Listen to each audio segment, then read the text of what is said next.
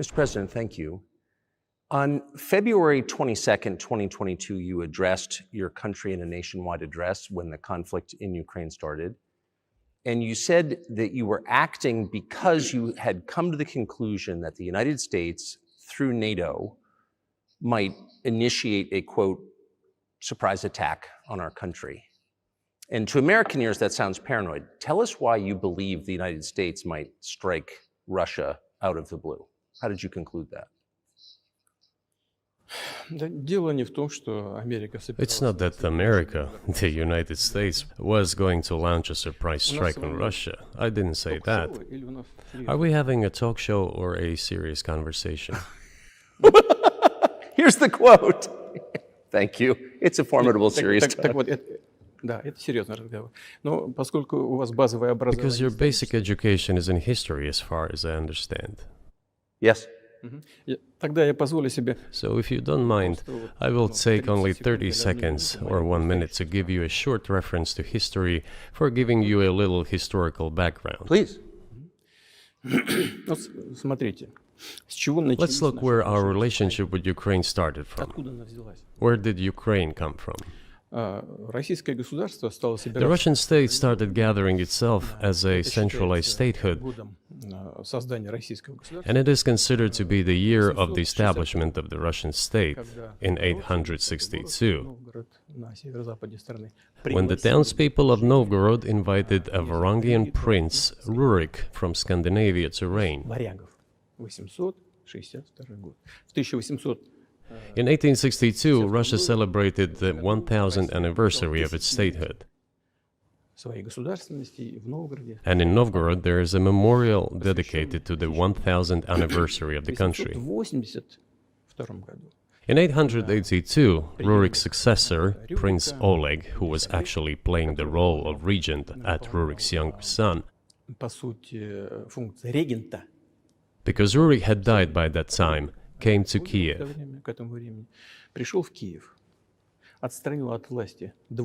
He ousted two brothers who apparently had once been members of Rurik's squad.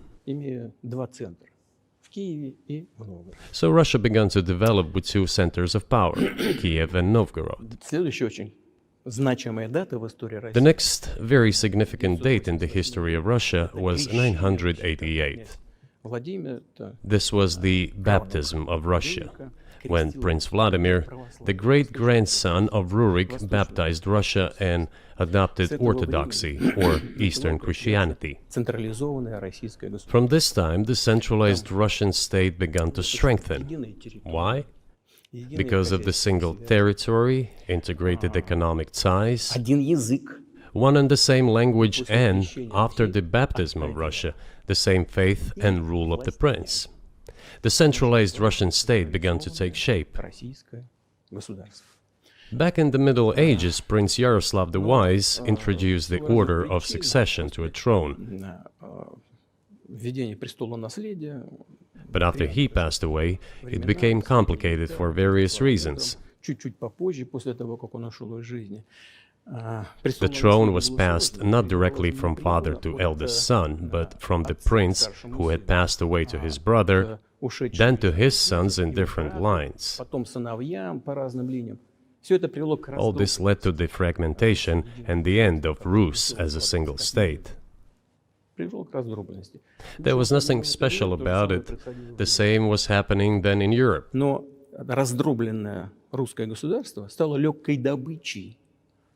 But the fragmented Russian state became an easy prey to the empire created earlier by Genghis Khan. His successors, namely Batu Khan, came to Rus, plundered and ruined nearly all the cities. The southern part, including Kiev, by the way, and some other cities, simply lost independence, while northern cities preserved some of their sovereignty.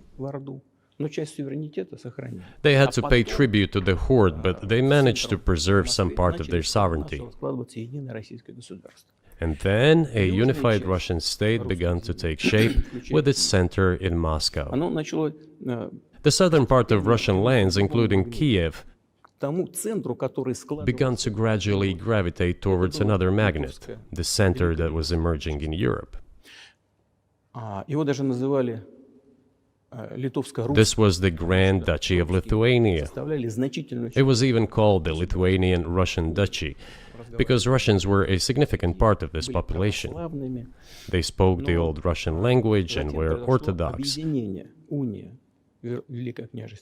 But then there was a unification, the union of the Grand Duchy of Lithuania and the Kingdom of Poland.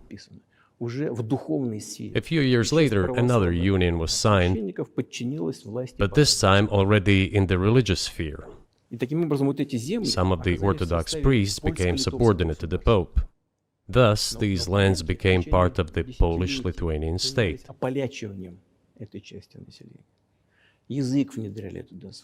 During decades, the Poles were engaged in Polonization of this part of the population. They introduced their language there, tried to entrench the idea that this population was not exactly Russians, that because they lived on the fringe, they were Ukrainians.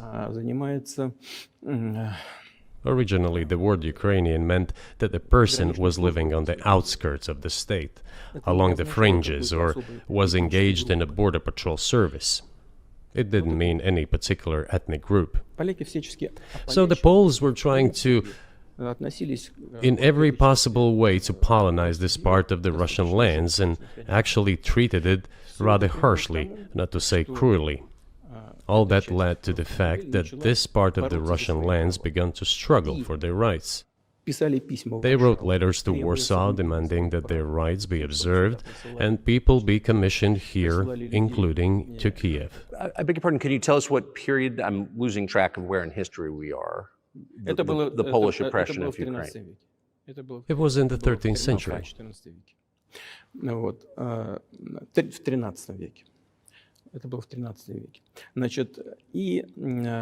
Now I will tell you what happened later and give the dates so that there is no confusion. And in 1654, even a bit earlier, the people who were in control of the authority over that part of the Russian lands addressed Warsaw, I repeat, demanding that they send them to rulers of Russian origin and Orthodox faith. When Warsaw did not answer them, and in fact rejected their demands, they turned to Moscow, so that Moscow took them away. So that you don't think that I'm inventing things, I'll give you these documents. Well, it doesn't sound like you're inventing it. I'm not sure why it's relevant to what happened 2 years ago. But still, these are documents from the archives, copies. Here are the letters from Bogdan Khmelnytsky, the man who then controlled the power in this part of the Russian lands that is now called Ukraine. He wrote to Warsaw demanding that their rights be upheld. And after being refused, he began to write letters to Moscow, asking to take them under the strong hand of the Moscow Tsar. There are copies of these documents. I will leave them for your good memory. There is a translation into Russian. You can translate it into English later. Russia would not agree to admit them straight away, assuming that the war with Poland would start. Nevertheless, in 1654, the Pan-Russian Assembly of top clergy and landowners, headed by the Tsar, which was the representative body of the power of the old Russian state, decided to include a part of the old Russian lands into Moscow Kingdom. As expected, the war with Poland began. It lasted 13 years, and then in 1654, a truce was concluded. And 32 years later, I think, a peace treaty with Poland, which they called Eternal Peace, was signed. And these lands, the whole left bank of Dnieper, including Kiev, went to Russia. And the whole right bank of Dnieper remained in Poland. Under the rule of Catherine the Great, Russia reclaimed all of its historical lands, including in the south and west. This all lasted until the revolution. Before World War I, Austrian General Staff relied on the ideas of Ukrainianization and started actively promoting the ideas of Ukraine and the Ukrainianization.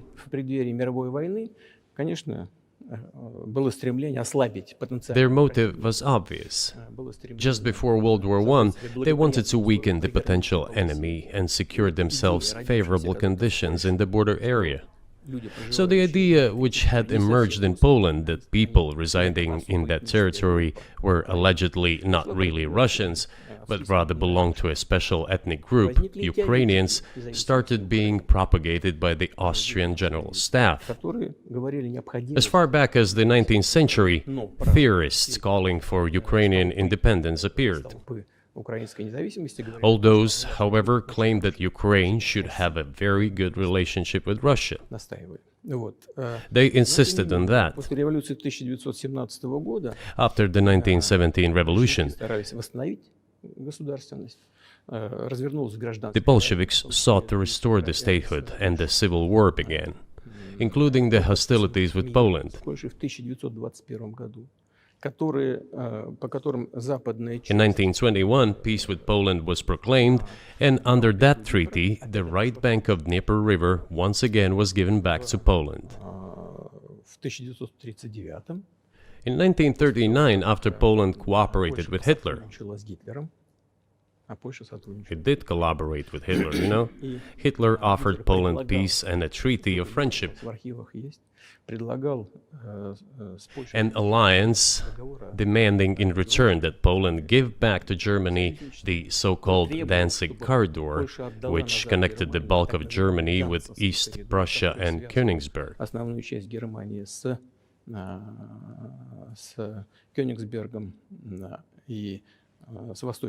After World War I, this territory was transferred to Poland, and instead of Danzig, a city of Gdansk emerged. Hitler asked them to give it amicably, but they refused. Of course. Still, they collaborated with Hitler and engaged together in the partitioning of Czechoslovakia. But may I ask you, you're making the case that Ukraine, certainly parts of Ukraine, Eastern Ukraine, is in effect Russia, has been for hundreds of years. Why wouldn't you just take it when you became president 24 years ago? You have nuclear weapons, they don't. If it's actually your land, why did you wait so long? I'll tell you. I'm coming to that. This briefing is coming to an end. It might be boring, but it explains many things. I just don't know how it's relevant. Good. Good. I'm so gratified that you appreciate that. Thank you. So, before World War II, Poland collaborated with Hitler, and although it did not yield to Hitler's demands, it still participated in the partitioning of Czechoslovakia together with Hitler, as the Poles had not given the Danzig corridor to Germany and went too far, pushing Hitler to start World War II by attacking them. Why was it Poland against whom the war started on 1st September 1939? Poland turned out to be uncompromising, and Hitler had nothing to do but start implementing his plans with Poland. By the way, the USSR, I have read some archive documents, behaved very honestly. It asked Poland's permission to transit its troops through the Polish territory to help Czechoslovakia. But the then Polish foreign minister said that if the Soviet planes flew over Poland, they would be downed over the territory of Poland. But that doesn't matter. What matters is that the war began, and Poland fell prey to the policies it had pursued against Czechoslovakia, as under the well-known Molotov-Ribbentrop Pact. Part of the territory, including western Ukraine, was to be given to Russia. Thus, Russia, which was then named the USSR, regained its historical lands. After the victory in the Great Patriotic War, as we call World War II, all those territories were ultimately enshrined as belonging to Russia, to the USSR. As for Poland, it received, apparently in compensation, the lands which had originally been German. The eastern parts of Germany, these are now western lands of Poland. Of course, Poland regained access to the Baltic Sea and Danzig, which was once again given its Polish name.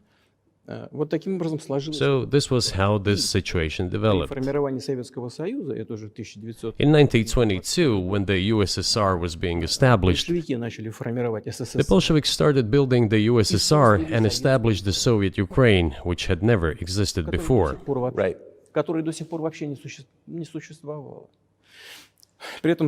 Stalin insisted that those republics be included in the USSR as autonomous entities. For some inexplicable reason, Lenin, the founder of the Soviet state, insisted that they be entitled to withdraw from the USSR. And again, for some unknown reasons, he transferred to that newly established Soviet Republic of Ukraine some of the lands together with people living there, even though those lands had never been called Ukraine, and yet they were made part of that Soviet Republic of Ukraine. Those lands included the Black Sea region, which was received under Catherine the Great, and which had no historical connection with Ukraine whatsoever. Even if we go as far back as 1654, when these lands returned to Russian Empire, that territory was the size of 3 to 4 regions of modern Ukraine, with no Black Sea region. That was completely out of the question. In 1654. Exactly. You obviously have encyclopedic knowledge of this region, but why didn't you make this case for the first 22 years as president that Ukraine wasn't a real country?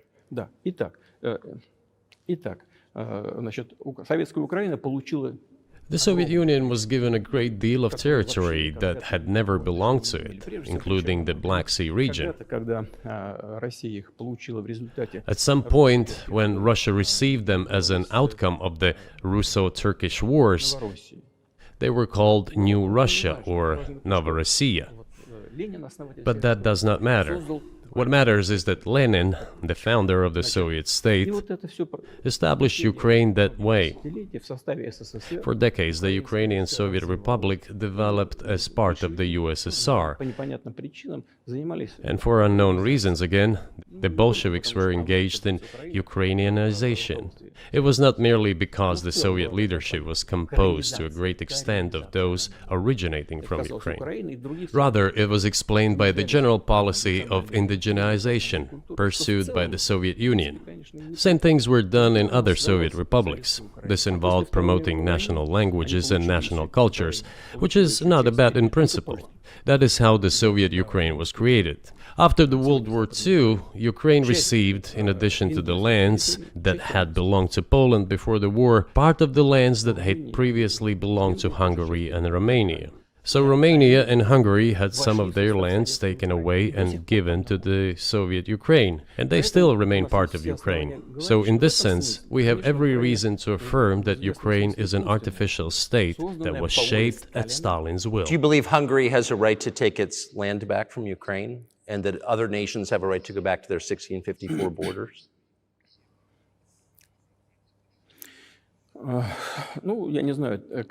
I'm not sure whether they should go back to the 1654 borders. But given Stalin's time, so-called Stalin's regime, which, as many claim, saw numerous violations of human rights and violations of the rights of other states,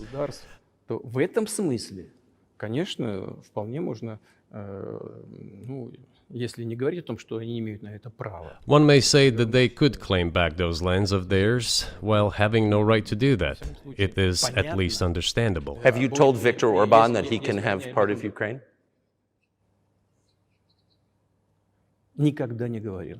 Never. I have never told him. Not a single time. We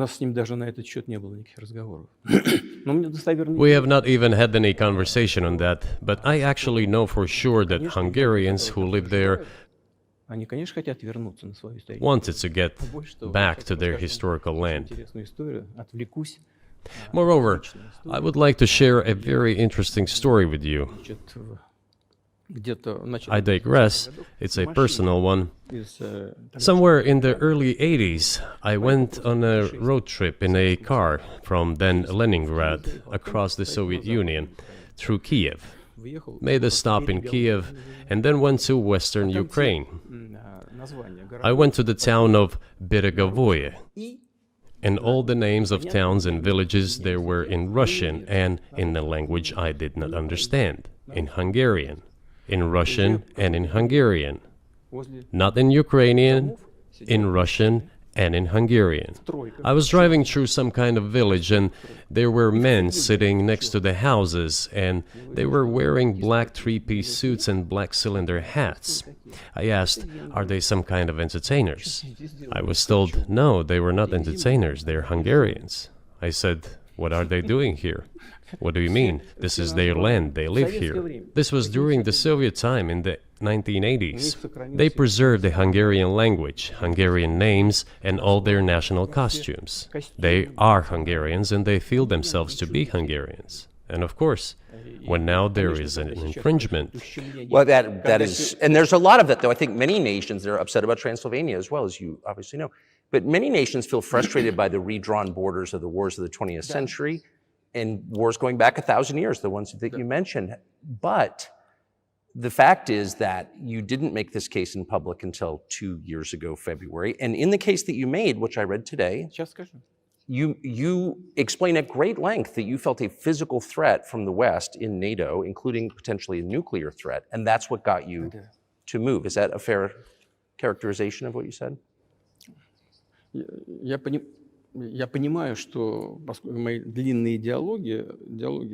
I understand that my long speeches probably fall outside of the genre of the interview.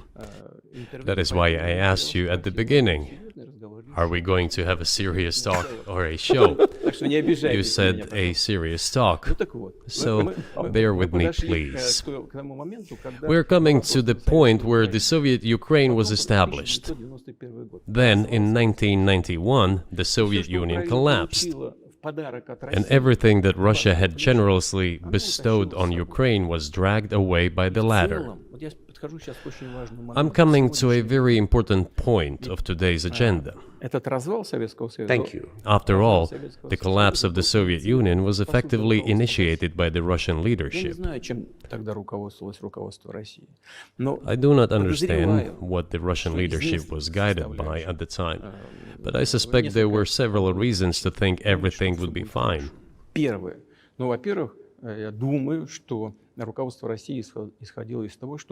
First, I think that then Russian leadership believed that the fundamentals of the relationship between Russia and Ukraine were, in fact, a common language. More than 90% of the population there spoke Russian. Family ties. Every third person there had some kind of family or friendship ties. Common culture, common history.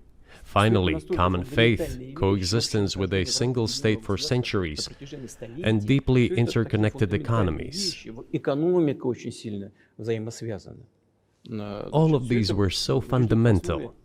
All these elements together make our good relationships inevitable. The second point is a very important one. I want you, as an American citizen, and your viewers to hear about this as well. The former Russian leadership assumed that the Soviet Union had ceased to exist, and therefore there were no longer any ideological dividing lines. Russia even agreed voluntarily and proactively to the collapse of the Soviet Union, and believed that this would be understood by the so-called civilized West as an invitation for cooperation and association. That is what Russia was expecting, both from the United States and the so-called collective West as a whole. There were smart people, including in Germany. Egon Bahr, a major politician of the Social Democratic Party, who insisted in his personal conversations with the Soviet leadership on the brink of the collapse of the Soviet Union that a new security system should be established in Europe. Help should be given to unify Germany, but a new system should be also established to include the United States, Canada, Russia, and other Central European countries. Yes. But NATO needs not to expand. That's what he said. If NATO expands, everything would be just the same as during the Cold War, only closer to Russia's borders. That's all. He was a wise old man, but no one listened to him. In fact, he got angry once. If, he said, you don't listen to me, I'm never setting my foot in Moscow once again. Everything happened just as he had said. Well, of course, it did come true, and you've mentioned this many times. I think it's a fair point, and many in America thought that relations between Russia and the United States would be fine with the collapse of the Soviet Union and the end of the Cold War, that the opposite happened. But you've never explained why you think that happened, except to say that the West fears a strong Russia, but we have a strong China the West does not seem very afraid of. What about Russia, do you think, convinced policymakers they had to take it down? The West is afraid of strong China more than it fears a strong Russia, because Russia has 150 million people and China has 1.5 billion population, and its economy is growing by leaps and bounds, or 5% a year. It used to be even more. But that's enough for China. As Bismarck once put it, potentials are the most important. China's potential is enormous. It is the biggest economy in the world today in terms of purchasing power parity and the size of the economy. It has already overtaken the United States quite a long time ago, and it is growing at a rapid clip. Let's not talk about who is afraid of whom. Let's not reason in such terms. And let's get into the fact that after 1991, when Russia expected that it would be welcomed into the brotherly family of civilized nations, nothing like this happened. You tricked us. I don't mean you personally when I say you. Of course, I'm talking about the United States. The promise was that NATO would not expand eastward, but it happened 5 times. There were 5 waves of expansion. We tolerated all that. We were trying to persuade them. We were saying, please don't. We are as bourgeois now as you are. We are market economy and there is no communist party power. Let's negotiate. Moreover, I have also said this publicly before. There was a moment when a certain rift started growing between us. Before that, Yeltsin came to the United States. Remember, he spoke in Congress and said the good words. God bless America. Everything he said were signals. Let us in. Remember the developments in Yugoslavia before the Yeltsin was lavished with praise? As soon as the developments in Yugoslavia started, he raised his voice in support of Serbs, and we couldn't but raise our voices for Serbs in their defense. I understand that there were complex processes underway there, I do, but Russia could not help raising its voice in support of Serbs, because Serbs are also a special and close to us nation, with Orthodox culture and so on. It's a nation that has suffered so much for generations. Well, regardless, what is important is that Yeltsin expressed his support. What did the United States do? In violation of international law and the UN Charter, it started bombing Belgrade. It was the United States that let the genie out of the bottle. Moreover, when Russia protested and expressed its resentment, what was said? The UN Charter and international law have become obsolete. Now everyone invokes international law, but at that time they started saying that everything was outdated. Everything had to be changed. Indeed, some things need to be changed, as the balance of power has changed. It's true, but not in this manner. Yeltsin was immediately dragged through the mud, accused of alcoholism, of understanding nothing, of knowing nothing. He understood everything, I assure you. Well, I became president in 2000. I thought, okay, the Yugoslav issue is over, but we should try to restore relations. let's reopen the door that Russia had tried to go through. And moreover, I said it publicly, I can reiterate. At a meeting here in the Kremlin with the outgoing President Bill Clinton, right here in the next room, I said to him, I asked him, Bill, do you think if Russia asked to join NATO, do you think it would happen? Suddenly he said, you know, it's interesting. I think so. But in the evening, when we met for dinner, he said, you know, I've talked to my team. No, it's not possible now. You can ask him. I think he will watch our interview. He'll confirm it. I wouldn't have said anything like that if it hadn't happened. Okay. Were you sincere? It's impossible now. Would you have joined NATO? Look, I asked the question, is it possible or not? And the answer I got was no. If I was insincere in my desire to find out what the leadership position was... But if he had said yes, would you have joined NATO? If he had said yes, the process of rapprochement would have commenced, and eventually it might have happened, if we had seen some sincere wish on the other side of our partners. But it didn't happen. Well, no means no. Okay, fine. Why do you think that is? Just to get to motive, I know you're clearly bitter about it. I understand. But why do you think the West rebuffed you then? Why the hostility? Why did the end of the Cold War not fix the relationship? What motivates this from your point of view? You said I was bitter about the answer. No, it's not bitterness. It's just a statement of fact.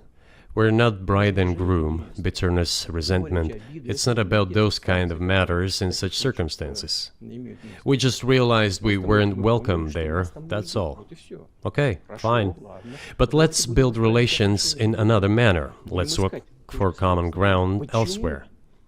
Why we received such a negative response, you should ask your leaders. I can only guess why. Too big a country with its own opinion and so on. And the United States, I've seen how issues are being resolved in NATO. I will give you another example now concerning Ukraine. The US leadership exerts pressure, and all NATO members obediently vote, even if they do not like something. Now, I'll tell you what happened in this regard with Ukraine in 2008, although it's being discussed. I'm not going to open a secret to you, say anything new. Nevertheless, after that we tried to build relations in different ways.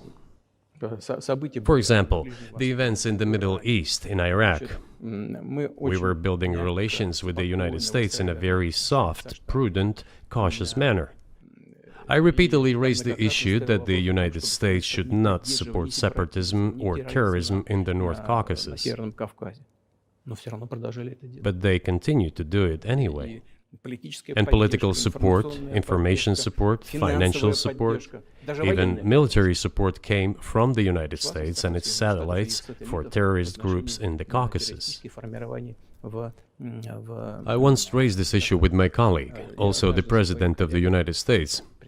He says, "It's impossible. Do you have proof?" I said, "Yes." I was prepared for this conversation, and I gave him that proof. He looked at it, and you know what he said? I apologize, but that's what happened. I'll quote. He says, "Well, I'm gonna kick their ass." We waited and waited for some response. There was no reply. I said to the FSB director, "Write to the CIA, what is the result of the conversation with President?" He wrote once, twice, and then we got a reply. We have the answer in the archive. The CIA replied, "We have been working with the opposition in Russia. We believe that this is the right thing to do, and we will keep on doing it." Just ridiculous. Well, okay. We realized that it was out of the question. Forces in opposition to you. So you're saying the CIA is trying to overthrow your government? Of course, they meant in that particular case the separatists, the terrorists who fought with us in the Caucasus. That's who they called the opposition. This is the second point. The third moment is a very important one, is the moment when the US missile defense system was created. The beginning. We persuaded for a long time not to do it in the United States. Moreover, after was invited by Bush Jr.'s father, Bush Sr., to visit his place on the ocean, I had a very serious conversation with President Bush and his team. I proposed that the United States, Russia, and Europe jointly create a missile defense system that, we believe, if created unilaterally, threatens our security, despite the fact that the United States officially said that it was being created against missile threats from Iran. That was the justification for the deployment of the missile defense system. I suggested working together, Russia, the United States, and Europe. They said it was very interesting. They asked me, "Are you serious?" I said, "Absolutely." Let me ask, what year was this?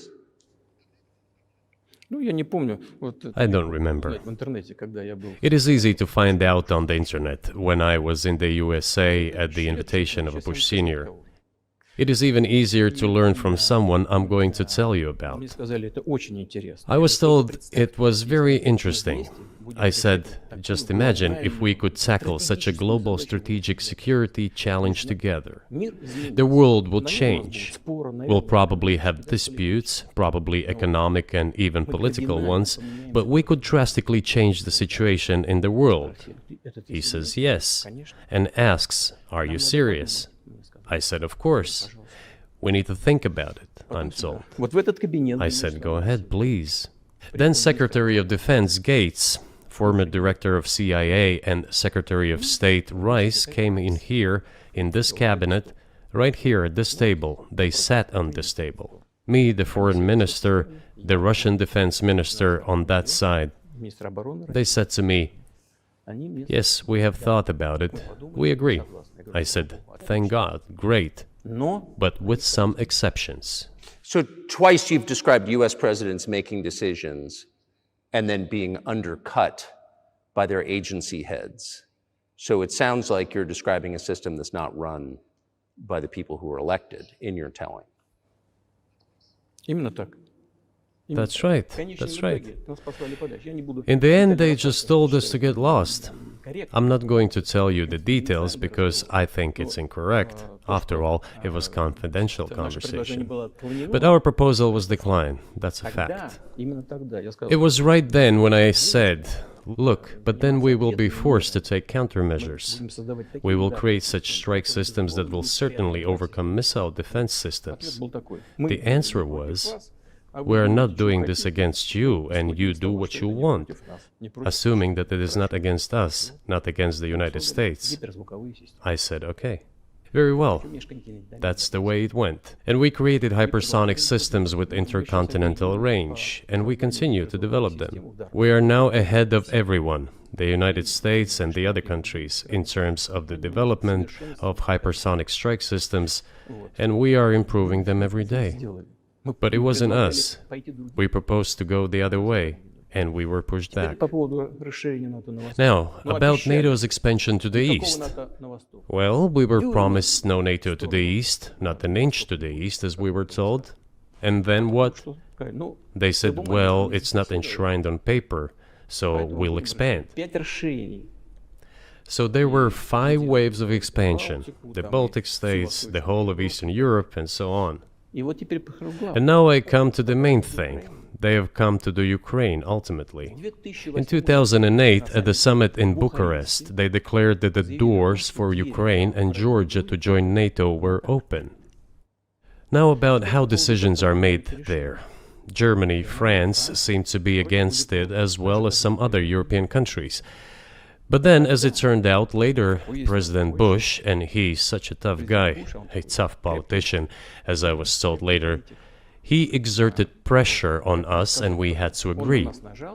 It's ridiculous, it's like kindergarten. Where are the guarantees? What kindergarten is this? What kind of people are these? Who are they? You see, they were pressed, they agreed. And then they say, Ukraine won't be in the NATO, you know? I say, I don't know. I know you agreed in 2008. Why won't you agree in the future? Well, they pressed us then. I say, why won't they press you tomorrow? And you'll agree again. Well, it's nonsensical. Who's there to talk to? I just don't understand. We're ready to talk. But with whom? Where are the guarantees? None. So they started to develop the territory of Ukraine. Whatever is there, I have told you the background, how this territory developed, what kind of relations there were with Russia. Every second or third person there has always had some ties with Russia. And during the elections, in already independent, sovereign Ukraine, which gained its independence as a result of the Declaration of Independence, and by the way, it says that Ukraine is a neutral state, and in 2008, suddenly the doors or gates to NATO were open to it. Oh, come on. This is not how we agreed. Now, all the presidents that have come to power in Ukraine, they relied on electorate with a good attitude to Russia in one way or the other. This is the southeast of Ukraine. This is a large number of people. And it was very difficult to dissuade this electorate, which had a positive attitude towards Russia. Viktor Yanukovych came to power, and how? The first time he won after President Kuchma, they organized a third round, which is not provided for in the constitution of Ukraine. This is a coup d'etat. Just imagine, someone in the United States wouldn't like the outcome. In 2014? Before that. No, this was before that. After President Kuchma, Viktor Yanukovych won the elections. However, his opponents did not recognize that victory. The US supported the opposition, and the third round was scheduled. What is this? This is a coup. The US supported it, and the winner of the third round came to power.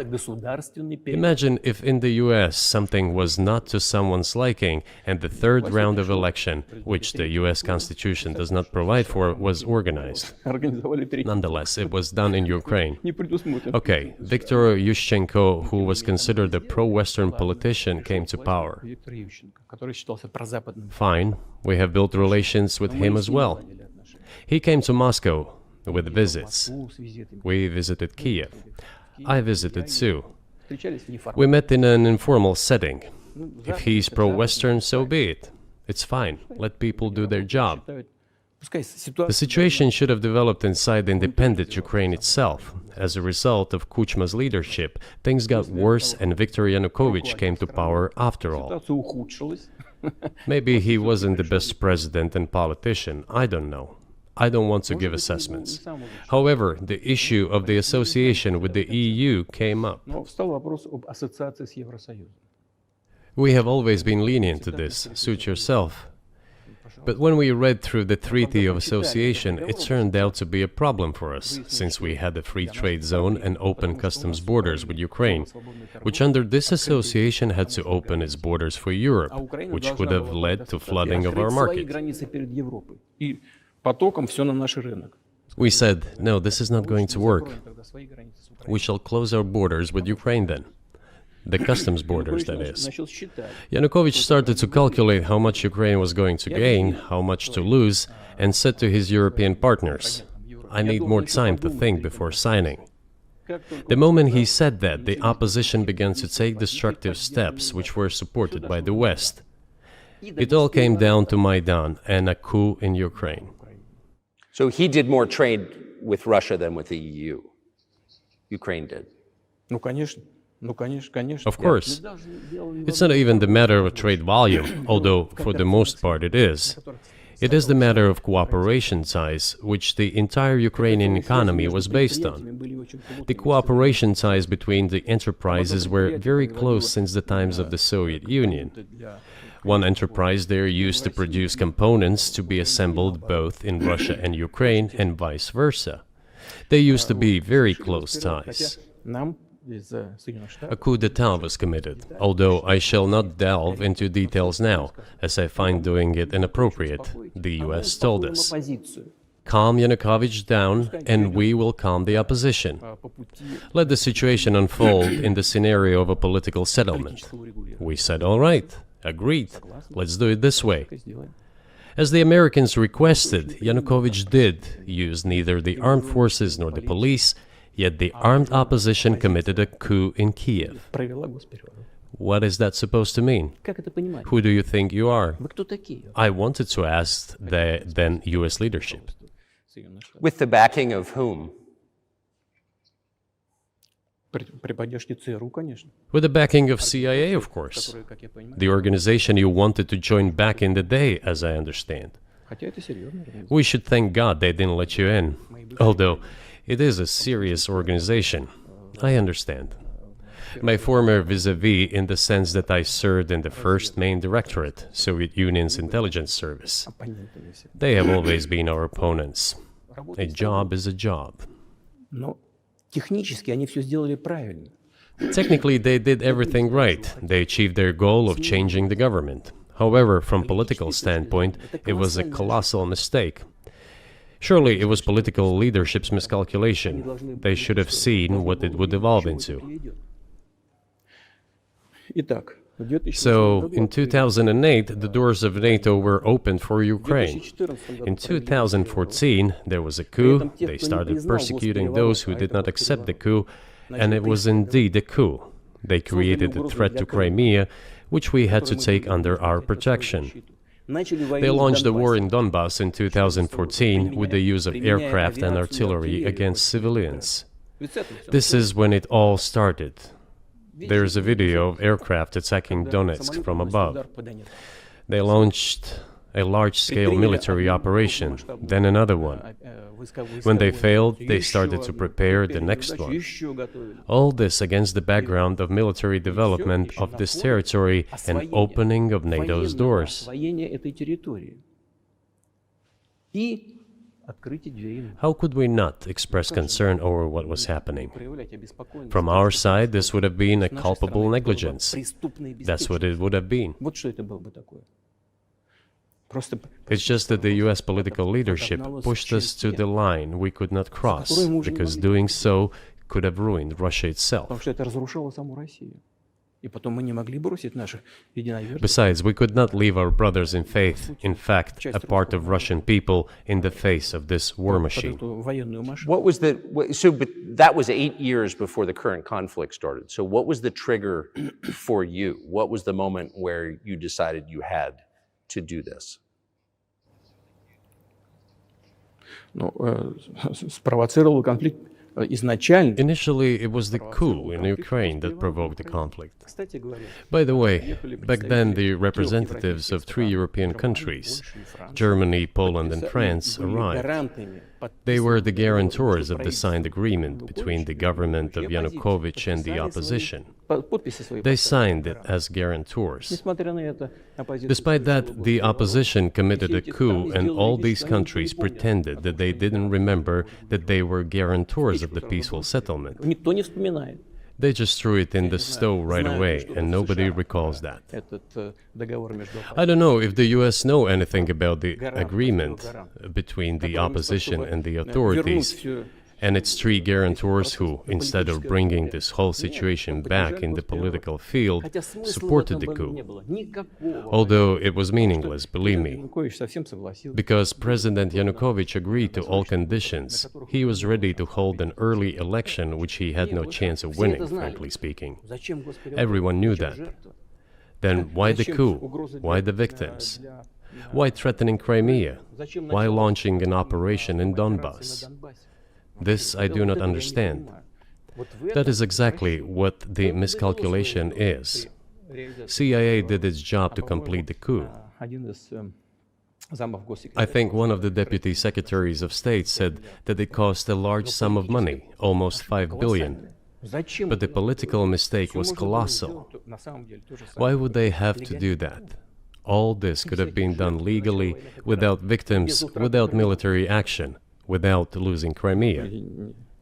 We would have never considered to even lift a finger if it hadn't been for the bloody developments on Maidan. because we agreed with the fact that after the collapse of the Soviet Union, our borders should be along the borders of former Union's republics. We agreed to that. But we never agreed to NATO's expansion, and moreover, we never agreed that Ukraine would be in NATO. Базы НАТО. Без всяких разговоров с нами. We did not agree to NATO bases there without any discussion with us. For decades, we kept asking, don't do this, don't do that. В последних событиях. Ну, во-первых, And what triggered the latest events? Firstly, the current Ukrainian leadership declared that it would not implement the Minsk agreements, which had been signed, as you know, after the events of 2014 in Minsk, where the plan of peaceful settlement in Donbass was set forth. нет, руководство But no, the current Ukrainian leadership, foreign minister, all other officials, and then president himself said that they don't like anything about the Minsk agreements. иными словами, исполнять не собираются. In other words, they were not going to implement it. Прямо сказали, что подписывали уже A year or a year and a half ago, former leaders of Germany and France said openly to the whole world это соглашение Минска. that they indeed signed the Minsk agreements, but they never intended to implement them. They simply led us by the nose. Was there anyone for you to talk to? Did you call a U.S. President, Secretary of State, and say, if you keep militarizing Ukraine with NATO forces, this is going to get, we're going to act? Мы постоянно об этом говорили. Мы постоянно об этом говорили. Мы обращались We talked about this all the time. We addressed the United States and European countries' leadership to stop these developments immediately, to implement the Minsk agreements. Frankly speaking, I didn't know how we were going to do this, but I was ready to implement them. These agreements were complicated for Ukraine. They included lots of elements of those Donbass territories' independence. That's true. However, I was absolutely confident, and I'm saying this to you now.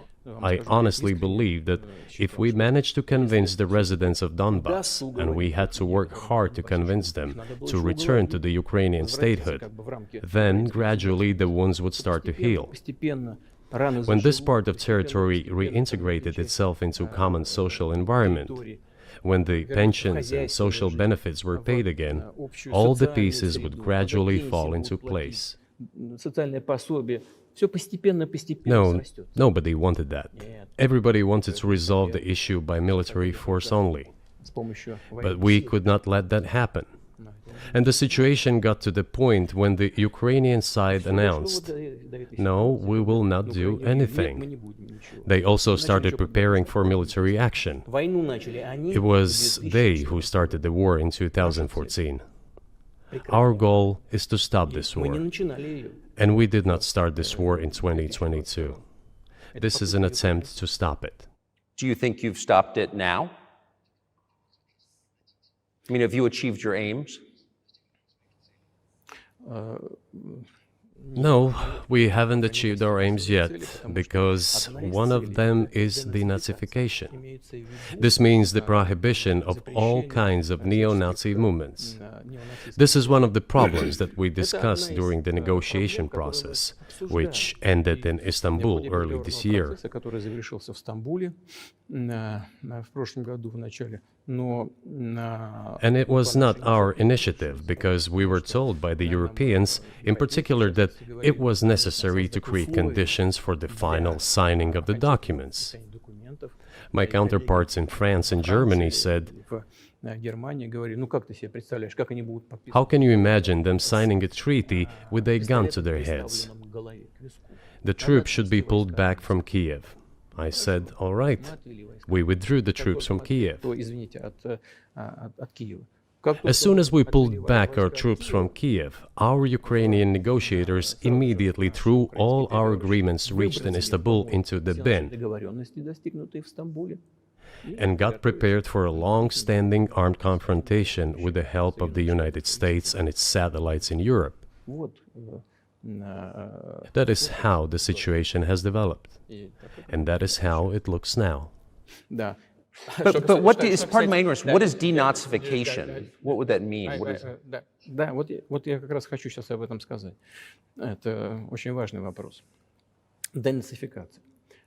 That is what I want to talk about right now. It is a very important issue. Denazification. Искать, как говорят некоторые аналитики. After gaining independence, Ukraine began to search, as some Western analysts say, Как its поставить identity. во главу угла этой идентичности на And it came up with nothing better than to build this identity upon some false heroes who collaborated with героев, Hitler. которые сотрудничали с Гитлером. Я уже говорил, что I have already said that in the early 19th century, when the theorists of independence and sovereignty of Ukraine appeared, they assumed that an independent Ukraine should have very good relations with Russia. но в силу исторического развития But due to the historical development, those territories were part of the Polish-Lithuanian Commonwealth, Poland, where Ukrainians were persecuted and treated quite brutally as well as were subject to cruel behavior. идентичность и вели себя очень жестоко. Это все осталось в памяти. There were also attempts to destroy their identity. Когда началась Вторая мировая война, часть этой All this remained in the memory of the people. When World War II broke out, part of this extremely nationalist elite collaborated with Hitler, believing that he would bring them freedom. она начала сотрудничать с Гитлером, полагая, что The German troops, even the SS troops, made Hitler's collaborators do the dirtiest work of exterminating the Polish and Jewish population. грязную работу Hence this brutal massacre of the Polish and Jewish population, as well as the Russian population too. коллаборационистам, которые с Гитлером сотрудничали. Вот отсюда вот эта жестокая резня. This was led by the persons who are well known, Bandera, Shukevich. It was those people who were made national heroes. That is the problem. And we are constantly told that nationalism and neo-Nazism exist in other countries as well. Yes, they are seedlings, but we uproot them, and other countries fight against them. Национализм But Ukraine is not the case. These people have been made into national heroes in Ukraine. Monuments to those people have been erected. They are displayed on flags. Their names are shouted by crowds that walk with torches, as it was in Nazi Germany. возводят. Они на флагах, они их имена кричат. These were people who exterminated Poles, Jews, and Russians. Это люди, которые уничтожали поляков, евреев и русских. Надо It is necessary to stop this practice and prevent the dissemination of this concept. I say that Ukrainians are part of the one Russian people. They say, no, we are a separate people. Okay, fine. If they consider themselves a separate people, they have the right to do so, but not on the basis of Nazism, the Nazi ideology. Would you be satisfied with the territory that you have now? Нет, сейчас закончим. Вы же задали вопрос по неонацизму и денацификации. I will finish answering the question. You just asked a question about neo-Nazism and denazification. Замалчивается на Западе. Look, the president of Ukraine visited Canada. The story is well known, but being silenced in the Western countries. Спикер парламента. The Canadian Parliament introduced a man who, as the Speaker of the Parliament said, fought against the Russians during the World War II. Well, who fought against the Russians during the World War II? Выяснилось, что это Hitler and his accomplices. он лично It turned out that this man served in the SS troops. He personally killed Russians, Poles, and Jews. они занимались. The SS troops consisted of Ukrainian nationalists wwho did this dirty work. The president of Ukraine stood up with the entire Parliament of Canada and applauded this man. Рукоплескал этому человеку. How can this be imagined? Как это The может president of Ukraine himself, by the way, is a Jew by nationality. еврей по Really, my question is, what do you do about it? I mean, Hitler's been dead for 80 years. Nazi Germany no longer exists. And so, true. And so, I think what you're saying is you want to extinguish or at least control Ukrainian nationalism, but how? How do you do that? Вот послушайте меня. Ваш вопрос очень тонкий. Listen to me. Your question is very Можно я subtle, скажу, как я думаю? and I can tell you what I think. Do not take offense. Of course. Он, казалось бы, тонкий, он очень противный, этот вопрос. This question appears to be subtle. It is quite pesky. Значит, You say Hitler has been dead for so many years, люди, которые 80 years. уничтожали But his евреев, example русских, lives on. поляков, живы. People who exterminated Jews, Russians, and Poles are alive. And the president, the current president of today's Ukraine, applauds him in the Canadian Parliament, gives a standing ovation. Can we say that we have completely uprooted this ideology if what we see is happening today? That is what denazification is in our understanding. We have to get rid of those people who maintain this concept and support this practice and try to preserve it. That is what denazification is. That is what we mean. Right. My question was a little more specific. It was, of course, not a defense of Nazis, neo or otherwise. It was a practical question. You don't control the entire country. You don't control Kiev. You don't seem like you want to. So how do you eliminate a culture or an ideology or feelings or a view of history in a country that you don't control? What do you do about that?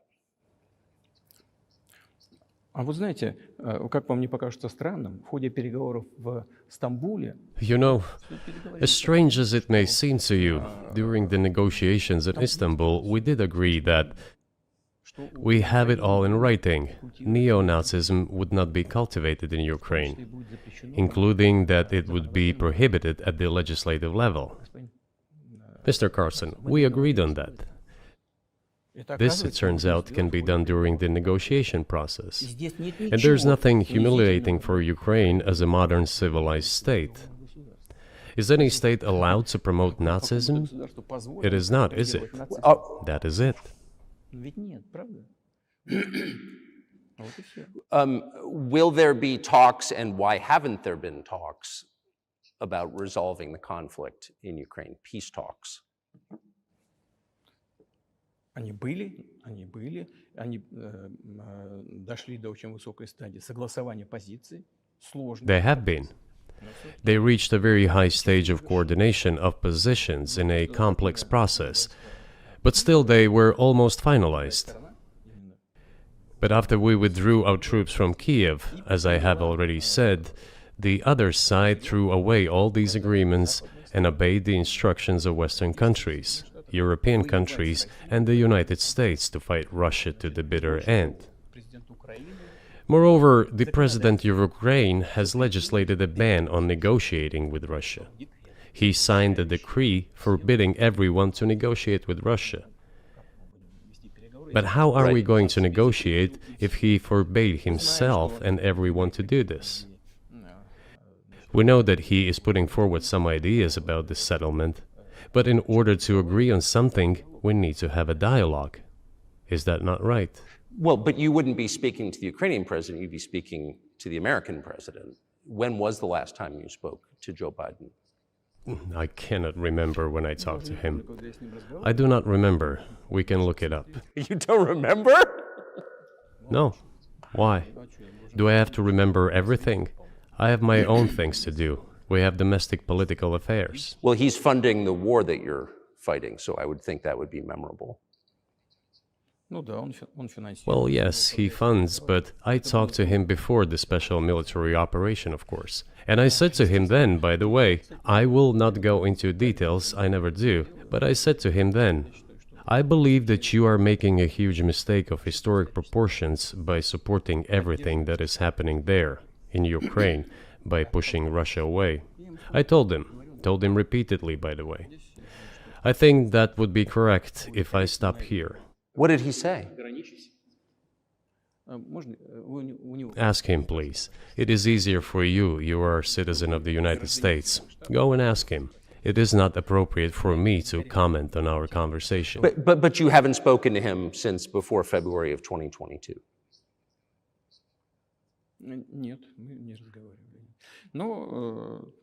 No, we haven't spoken. Certain contacts are being maintained, though. Speaking of which, do you remember what I told you about my proposal to work together on a missile defense system? Yes.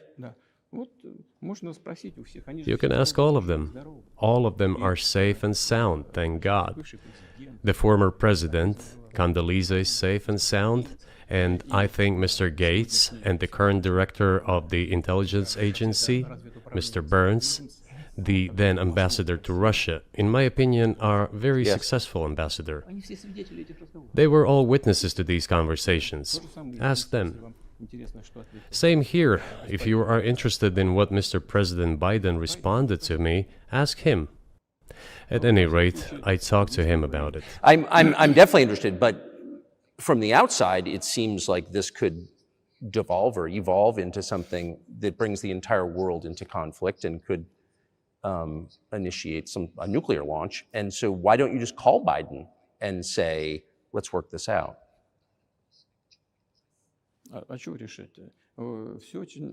What's there to work out? It's very simple. I repeat,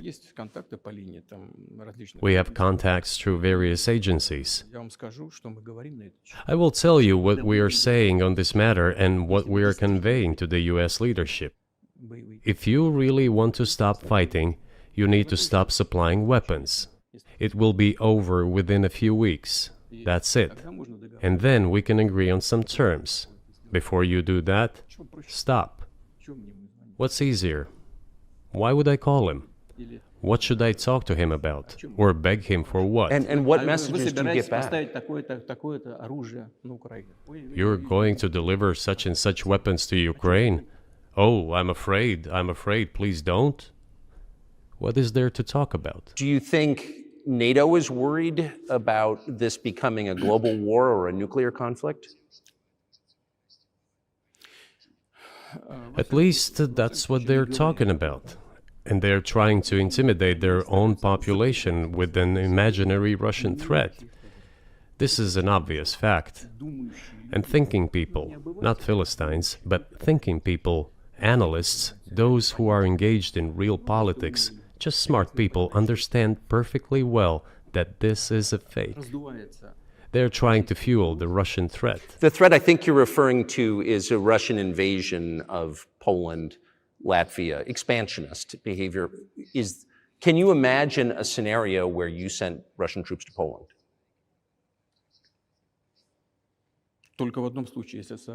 Only in one case, if Poland attacks Russia. Why? Because we have no interest in Poland, Latvia, or anywhere else. Why would we do that? We simply don't have any interest. It's just threat-mongering. Well, the argument, I know you know this, is that, well, he invaded Ukraine, he has territorial aims across the continent, and you're saying unequivocally you don't.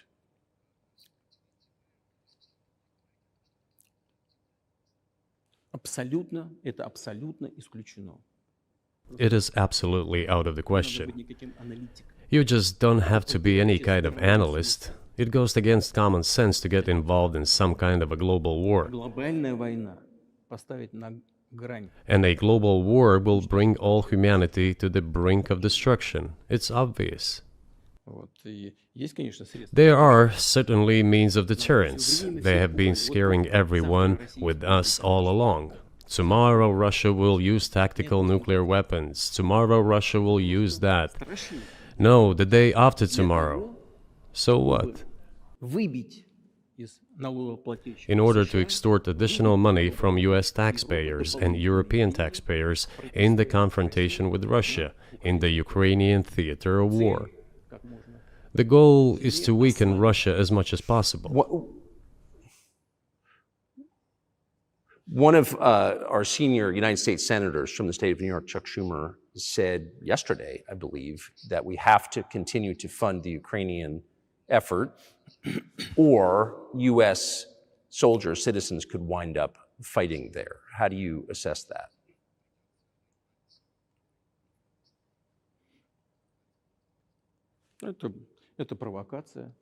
This is a provocation, and a cheap provocation at that. I do not understand why American soldiers should fight in Ukraine. There are mercenaries from the United States there. The bigger number of mercenaries comes from Poland, with mercenaries from the United States in second place and mercenaries from Georgia in third place. Well, if somebody has the desire to send regular troops, that would certainly bring humanity to the brink of very serious global conflict. This is obvious. Do the United States need this? What for? Thousands of miles away from your national territory. Don't you have anything better to do? You have issues on the border, issues with migration, issues with the national debt, more than $33 trillion. You have nothing better to do, so you should fight in Ukraine? Wouldn't it be better to negotiate with Russia? Make an agreement, already understanding the situation that is developing today, realizing that Russia will fight for its interests to the end? And realizing this, actually return to common sense, start respecting our country and its interests, and look for certain solutions. It seems to me that this is much smarter and more rational. Who blew up Nord Stream? You for sure. I was busy that day. Nate, do you have I did not blow up Nord Stream. Thank you, though. У вас лично, может быть, есть алиби, у вас лично. You personally may have an alibi, but the CIA has no such alibi. Do you have evidence that NATO or the CIA did it?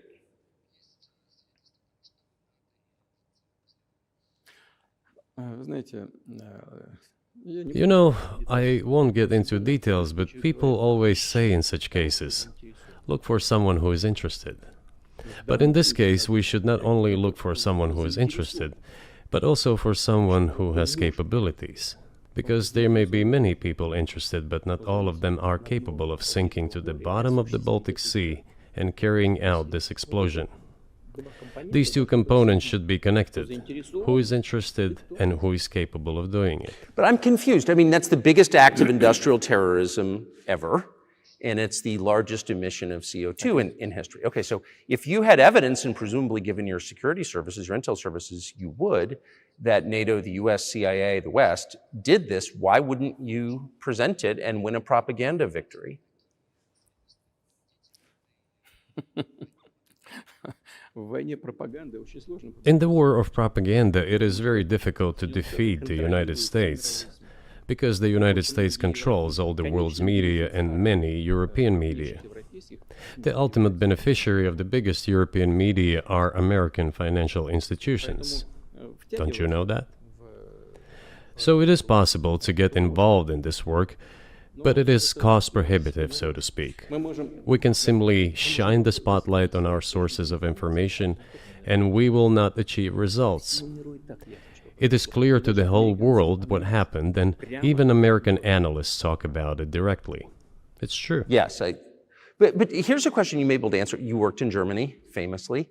The Germans clearly know that their NATO partner did this, and it damaged their economy greatly. It may never recover. Why are they being silent about it? That's very confusing to me. Why wouldn't the Germans say something about it? This also confuses me. But today's German leadership is guided by the interests of the collective West rather than its national interests. Otherwise, it is difficult to explain the logic of their action or inaction. After all, it is not only about Nord Stream 1, which was blown up, and the Nord Stream 2 was damaged. But one pipe is safe and sound, and gas can be supplied to Europe through it. But Germany does not open it. We are ready, please. There's another route through Poland, called Yamal Europe, which also allows for large flow. Poland has closed it, but Poland packs from the German hand. It receives money from the pan-European funds, and Germany is the main donor to these pan-European funds. Germany feeds Poland to a certain extent, and they close their route to Germany. Why? I don't understand. Ukraine, to which the Germans supply weapons and give money. Germany is the second sponsor of the United States in terms of financial aid to Ukraine. There are two gas routes through Ukraine. They simply closed one route, the Ukrainians. Open the second route and please get gas from Russia. They do not open it. Why don't the Germans say, look guys, we give you money and weapons, open up the valve, please, let the gas from Russia pass through for us. We're buying liquefied gas at exorbitant prices in Europe, which brings the level of our competitiveness and economy in general down to zero. Do you want us to give you money? Let us have the decent existence. Make money for our economy, because this is where the money we give you comes from. They refuse to do so. Why? Ask them. That is what is like in their heads. Those are highly incompetent people. Well, maybe the world is breaking into two hemispheres, one with cheap energy, the other without. And I want to ask you that. If we're now a multipolar world, obviously we are, can you describe the blocks of alliances? Who is in each side, do you think? Listen, you have said that the world is breaking into two hemispheres. A human brain is divided into two hemispheres. One is responsible for one type of activities, the other one is more about creativity and so on. But it is still one and the same head. The world should be a single whole. Security should be shared rather than meant for the golden billion. That is the only scenario where the world could be stable, sustainable, and predictable. Until then, while the head is split in two parts, it is an illness, a serious adverse condition. It is a period of severe disease that the world is going through now. But I think that, thanks to honest journalism, this work is akin to work of the doctors. This could somehow be remedied. Well, let's just give one example, the US dollar, which has kind of united the world in a lot of ways, maybe not to your advantage, but certainly to ours. Is that going away as the reserve currency, the universally accepted currency? How have sanctions, do you think, changed the dollar's place in the world?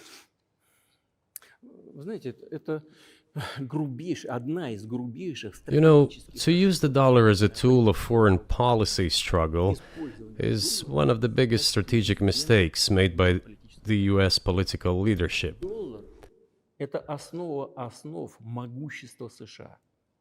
The dollar is the cornerstone of the United States power. I think everyone understands very well that no matter how many dollars are printed, they are quickly dispersed all over the world.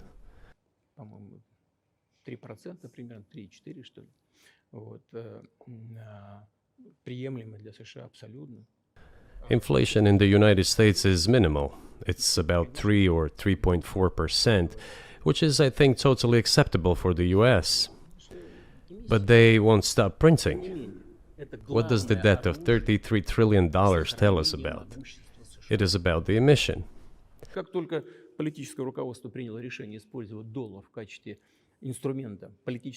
Nevertheless, it is the main weapon used by the United States to preserve its power across the world. As soon as the political leadership decided to use the US dollar as a tool of political struggle, a blow was dealt to this American power. I would not like to use any strong language, but it is a stupid thing to do and a grave mistake.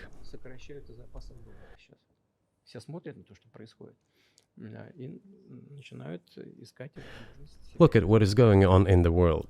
Even the United States allies are now downsizing their dollar reserves. Seeing this, everyone starts looking for ways to protect themselves. But the fact that the United States applies restrictive measures to certain countries, such as placing restrictions on transactions, freezing assets, etc., causes grave concern and sends a signal to the whole world. What did we have here?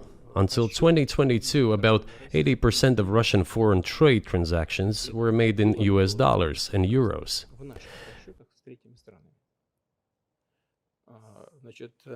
US dollars accounted for approximately 50% of our transactions with third countries, while currently it is down to 13%. It wasn't us who banned the use of the US dollar.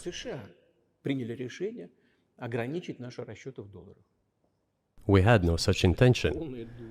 It was decision of the United States to restrict our transactions in US dollars. I think it is complete foolishness from the point of view of the interests of the United States itself and its taxpayers, as it damages the US economy, undermines the power of the United States across the world. By the way, our transactions in yuan accounted for about 3%. Today, 34% of our transactions are made in rubles and about as much, a little over 34% in yuan. Why did the United States do this? My only guess is self-conceit. They probably thought it would lead to full collapse, but nothing collapsed. Moreover, other countries, including oil producers, are thinking of and already accepting payments for oil in yuan. Do you even realize what is going on or not? Does anyone in the United States realize this? What are you doing? You are cutting yourself off. All experts say this. Ask any intelligent and thinking person in the United States what the dollar means for the US. But You're killing it with your own hands. I think that's I think that's a fair assessment. The question is what comes next, and maybe you trade one colonial power for another, much less sentimental and forgiving colonial power. I mean, is the BRICS, for example, in danger of being completely dominated by the Chinese economy in a way that's not good for their sovereignty? Do you worry about that? Well, we have heard those boogeyman stories before. It is a boogeyman story. We're neighbors with China. You cannot choose neighbors just as you cannot choose close relatives. We share a border of 1,000 kilometers with them. This is number one. Second, we have a centuries-long history of coexistence. We're used to it. Third, China's foreign policy philosophy is not aggressive. Its idea is to always look for compromise, and we can see that. The next point is as follows. We are always told the same boogeyman story, and here it goes again. Through an euphemistic form, but it is still the same boogeyman story. The cooperation with China keeps increasing. The pace at which China's cooperation with Europe is growing is higher and greater than that of the growth of Chinese-Russian cooperation. Ask Europeans, aren't they afraid? They might be, I don't know. But they are still trying to access China's market at all costs, especially now that they are facing economic problems. Chinese businesses are also exploring the European market. Do Chinese businesses have small presence in the United States? Yes, the political decisions are such that they are trying to limit their cooperation with China. It is to your own detriment, Mr. Tucker, that you are limiting cooperation with China. You are hurting yourself. It is a delicate matter, and there are no silver bullet solutions, just as it is with the dollar. So, before introducing any illegitimate sanctions, illegitimate in terms of the Charter of the United Nations, one should think very carefully. For decision makers, this appears to be a problem. So you said a moment ago that the world would be a lot better if it weren't broken into competing alliances, if there was cooperation globally. One of the reasons you don't have that is because the current American administration is dead set against you. Do you think if there were a new administration after Joe Biden that you would be able to reestablish communication with the US government? Or does it not matter who the president is?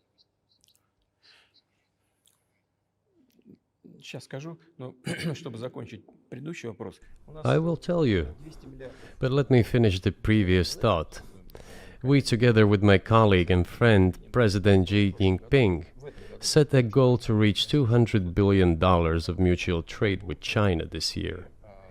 We have exceeded this level. According to our figures, our bilateral trade with China totals already $230 billion, and the Chinese statistics says it is $240 billion. One more important thing.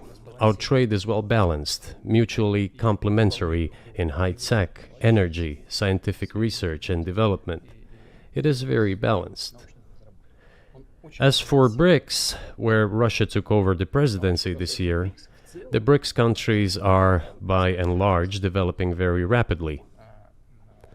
Look, if memory serves me right, back in 1992, the share of the G7 countries in the world economy amounted to 47%, whereas in 2022 it was down to, I think, a little over 30%. The BRICS countries accounted for only 16% in 1992, but now their share is greater than that of the G7. It has nothing to do with the events in Ukraine. This is due to the trends of global development and world economy, as I mentioned just now. And this is inevitable. This will keep happening. It is like the rise of the sun. You cannot prevent the sun from rising. You have to adapt to it. How do the United States adapt? With the help of force, sanctions, pressure, bombings, and use of armed forces. This is about self-conceit. Your political establishment does not understand that the world is changing under objective circumstances. And in order to preserve your level, even if someone aspires, pardon me, to the level of dominance, you have to make the right decisions in a competent and timely manner. Such brutal actions, including with regard to Russia and, say, other countries, are counterproductive. This is an obvious fact. It has already become evident. You just asked me if another leader comes and changes something. It is not about the leader. It is not about the personality of a particular person.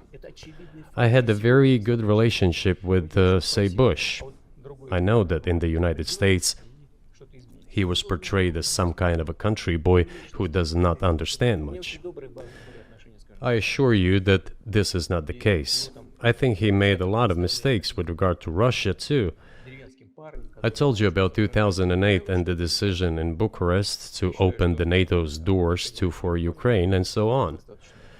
That happened during his presidency. He actually exercised pressure on the Europeans. But in general, on a personal human level, I had a very good relationship with him. He was no worse than any other American or Russian or European politician. I assure you, he understood what he was doing as well as others. I had such personal relationship with Trump as well. It is not about the personality of the leader, it is about the elite's mindset. If the idea of domination at any cost, based also on forceful actions, dominates the American society, nothing will change. It will only get worse. But if, in the end, one comes to the awareness that the world has been changing due to the objective circumstances, and that one should be able to adapt to them in time, using the advantages that the US still has today, then perhaps something may change. Look, China's economy has become the first economy in the world in purchasing power parity. In terms of volume, it overtook the US a long time ago. The USA comes second, then India, 1.5 billion people, and then Japan, with Russia in the fifth place. Russia was the first economy in Europe last year, despite all the sanctions and restrictions. Is it normal from your point of view? Sanctions, restrictions, impossibility of payments in dollars, being cut off from SWIFT services, sanctions against our ships carrying oil, sanctions against airplanes, sanctions in everything, everywhere. The largest number of sanctions in the world which are applied against Russia. And we have become Europe's first economy during this time. The tools that US uses don't work. Well, one has to think about what to do. If this realization comes to the ruling elites, then yes, then the first person of the state will act in anticipation of what the voters and the people who make decisions at various levels expect from this person. Then maybe something will change. But you're describing two different systems. You say the leader acts in the interest of the voters, but you also say these decisions are not made by the leader, they're made by the ruling classes. You've run this country for so long, you've known all these American presidents. What are those power centers in the United States, do you think? Like, who actually makes the decisions? Я не знаю. Это Америка сложная страна, такая очень, с одной стороны, консервативная. I don't know. America is a complex country, conservative on one hand, rapidly changing on the other. It's not easy for us to sort it all out. Who makes decisions in the elections? Is it possible to understand this when each state has its own legislation? Each state regulates itself? Someone can be excluded from elections at the state level. It is a two-stage electoral system. It is very difficult for us to understand it. Certainly, there are two parties that are dominant, the Republicans and the Democrats. And within this party system, the centers that make decisions, that prepare decisions. Then, look, why, in my opinion, after the collapse of the Soviet Union, such an erroneous, crude, completely unjustified policy of pressure was pursued against Russia? After all, this is a policy of pressure. NATO expansion, support for the separatists in Caucasus, creation of a missile defense system. These are all elements of pressure. Pressure, pressure, pressure. Then, dragging Ukraine into NATO is all about pressure, pressure, pressure. Why? I think, among other things, because excessive production capacities were created. During the confrontation with the Soviet Union, there were many centers created and specialists on the Soviet Union who could not do anything else. They convinced the political leadership that it is necessary to continue chiseling Russia, to try to break it up, to create on this territory several quasi-state entities, and to subdue them in a divided form, to use their combined potential for the future struggle with China. This is a mistake, including the excessive potential of those who worked for the confrontation with the Soviet Union. It is necessary to get rid of this. There should be new, fresh forces, people who look into the future and understand what is happening in the world. Look at how Indonesia is developing. 600 million people. Where can we get away from that? Nowhere. We just have to assume that Indonesia will enter, it is already in, the club of the world's leading economies, no matter who likes it or dislikes it. Yes, we understand and are aware that in the United States, despite all the economic problems, the situation is still normal, with the economy growing decently. The GDP is growing by 2.5%, if I'm not mistaken. But if we want to ensure the future, then we need to change our approach to what is changing. As I already said, the world would nevertheless change, regardless of how the developments in Ukraine end. The world is changing. In the United States themselves, experts are writing that the United States are nonetheless gradually changing their position in the world. It is your experts who write that. I just read them. The only question is how this would happen, painfully and quickly, or gently and gradually. And this is written by people who are not anti-American. They simply follow global development trends. That's it. And in order to assess them and change policies, we need people who think, look forward, can analyze and recommend certain decisions at the level of political leaders. I just have to ask, you've said clearly that NATO expansion eastward is a violation of the promise you all were made in 1990. It's a threat to your country. Right before you sent troops into Ukraine, the Vice President of the United States went to the Munich Security Conference and encouraged the President of Ukraine to join NATO. Do you think that was an effort to provoke you into military action? Мы просто, я еще раз повторяю, мы многократно предлагали... I repeat once again, we have repeatedly proposed to seek a solution, to the problems that arose in Ukraine after 2014 coup d'etat through peaceful means. But no one listened to us. And moreover, the Ukrainian leaders who were under the complete US control suddenly declared that they would not comply with the Minsk agreements. They disliked everything there and continued military activity in that territory. Шло освоение этой территории натовскими военными структурами под видом различных центров. And in parallel, that territory was being exploited by NATO military structures under the guise of various personnel training and retraining centers. They essentially began to create bases there. That's all. Ukraine announced that the Russians were a non-titular nationality, while passing the laws that limit the rights of non-titular nationalities in Ukraine. Ukraine, having received all these southeastern territories as a gift from the Russian people, suddenly announced that the Russians were a non-titular nationality in that territory. Is that normal? All this put together led to the decision to end the war that neo-Nazis started in Ukraine in 2014. Do you think Zelensky has the freedom to negotiate a settlement to this conflict?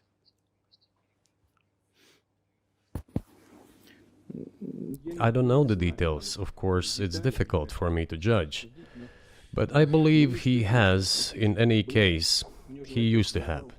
His father fought against the fascists, Nazis, during World War II. I once talked to him about this. I said, Volodya, what are you doing? Why are you supporting neo-Nazis in Ukraine today, while your father fought against fascism? He was a front-line soldier. I will not tell you what he answered. This is a separate topic, and I think it's incorrect for me to do so. But as to the freedom of choice, why not? He came to power on the expectations of Ukrainian people that he would lead Ukraine to peace. He talked about this. It was thanks to this that he won the elections overwhelmingly. But then, when he came to power, in my opinion, he realized two things. Firstly, it is better not to clash with neo-Nazis and nationalists, because they are aggressive and very active. You can expect anything from them. And secondly, the US-led West supports them and will always support those who antagonize with Russia. It is beneficial and safe. So he took the relevant position despite promising his people to end the war in Ukraine. He deceived his voters. But do you think at this point, as of February 2024, he has the latitude, the freedom to speak with you or your government directly about putting an end to this, which clearly isn't helping his country or the world? Can he do that, do you think? Почему нет? Он же Why not? He considers himself head of state. He won the elections. Although we believe in Russia that the coup d'etat is the primary source of power for everything that happened after 2014. And in this sense, even today, government is flawed. But he considers himself the president, and he is recognized by the United States, all of Europe, and practically the rest of the world in such a capacity. Why not? He can. We negotiated with Ukraine in Istanbul. We agreed. He was aware of this. Moreover, the negotiation group leader, Mr. Arahamiya is his last name, I believe still heads the faction of the ruling party, the party of the president in the Rada. He still heads the presidential faction in the Rada, the country's parliament. He still sits there. He even put his preliminary signature on the document I am telling you about. But then he publicly stated to the whole world, we were ready to sign this document, but Mr. Johnson, then the Prime Minister of Great Britain, came and dissuaded us from doing this, saying it was better to fight Russia. They would give everything needed for us to return what was lost during the clashes with Russia. And we agreed with this proposal. Look, his statement has been published. He said it publicly. Can they return to this or not? The question is, do they want it or not? Further on, President of Ukraine issued a decree prohibiting negotiations with us. Let him cancel that decree, and that's it. We have never refused negotiations, Да indeed. мы не отказывались. We hear all the time, is Russia ready? Публично отказали. Yes, we have not refused. It was them who publicly refused. Вступайте в переговоры. Well, let him cancel his decree and enter into negotiations. We have never refused. Премьер-министра Великобритании господина Джонсона. And the fact that they obeyed the demand or persuasion of Mr. Johnson, the former Prime Minister of Great Britain, seems ridiculous and very sad to me. Because, as Mr. Arakamiya put it, we could have stopped those hostilities with war a year and a half ago already. И мы от этого отказались. But the British persuaded us and we refused this. Война продолжается. Where is Mr. Johnson now? And the war continues. That's a good question. Where do you think he is, and why did he do that? Да хрен его знает, зачем это, я не понимаю. Общая Hell установка была. knows. Почему-то I don't все understand it сложилось myself. именно, что Россию можно победить на поле. There was a general starting point. For some reason, everyone had the illusion that Russia could be defeated on the battlefield. От чистого сердца, но Because of arrogance, because of a pure heart, but not because of a great mind. You've described the connection between Russia and Ukraine. You've described Russia itself a couple of times as Orthodox. That's central to your understanding of Russia. You've said you're Orthodox. What does that mean for you? You're a Christian leader by your own description. So what effect does that have on you?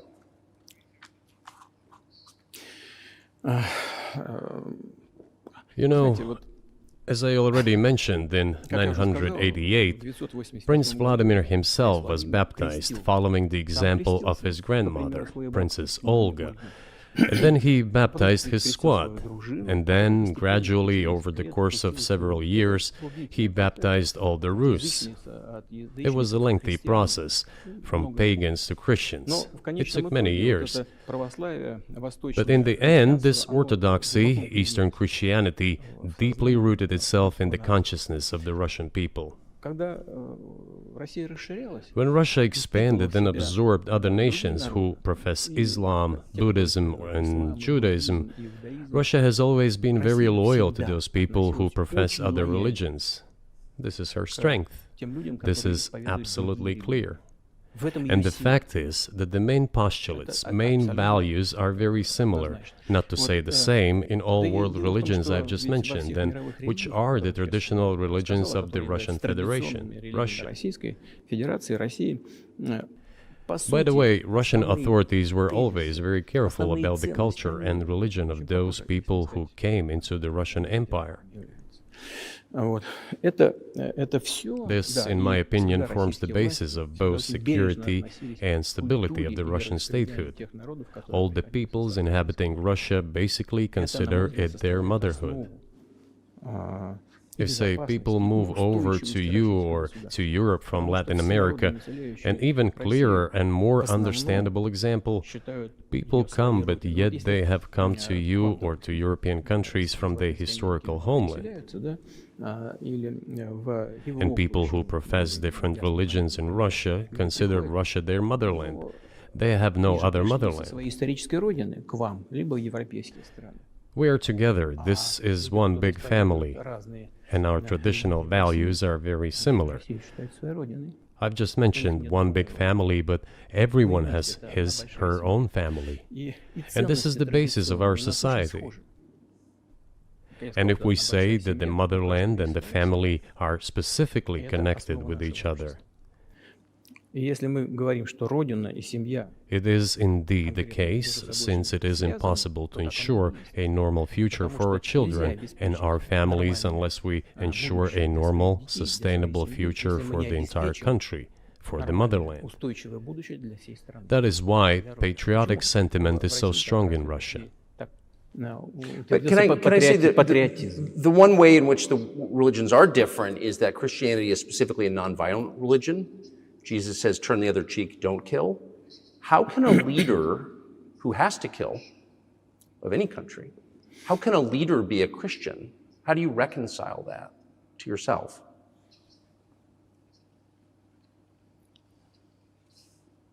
Очень легко. Если речь идет о защите себя и своей семьи. It is very easy. when it comes to protecting oneself and one's family, one's homeland. We won't attack anyone. When did the developments in Ukraine start? Since the coup d'etat and the hostilities in Donbass began, that's when they started. And we're protecting our people, ourselves, our homeland, and our future.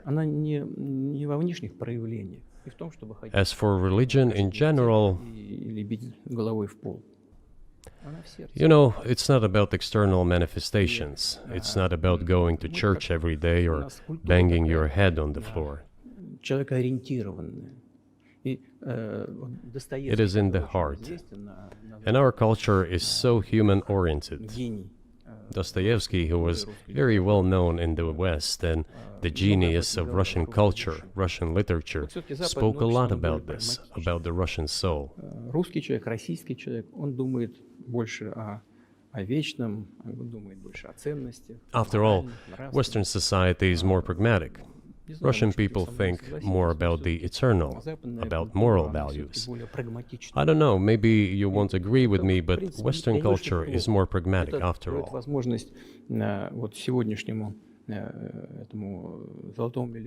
I'm not saying this is bad. It makes it possible for today's golden billion to achieve good success in production, even in science and so on. There's nothing wrong with that. I'm just saying that we kind of look the same, but our minds So are do you built a see little the different. supernatural at work as you look out across what's happening in the world now? Do you see God at work? Do you ever think to yourself, these are forces that are not human? Да нет, я, честно говоря, так не думаю. Я думаю о том, что No, to be honest, I don't think so. развивается вот по своим внутренним My opinion is that the development of the world community is in accordance with the inherent laws, and those laws are what they are. Так было всегда в истории человечества. It's always been this way in the history of mankind. Some nations and countries rose, became stronger and more numerous, and then left the international stage, losing the status they had accustomed to. Не нужно приводить эти примеры, но начиная There's probably no need for me to give examples, but we could start with the Genghis Khan and horde conquerors, the Golden Horde, and then end with the Roman Empire. It seems that there has never been anything like the Roman Empire in the history of mankind. Nevertheless, the potential of the barbarians gradually grew, as did their population.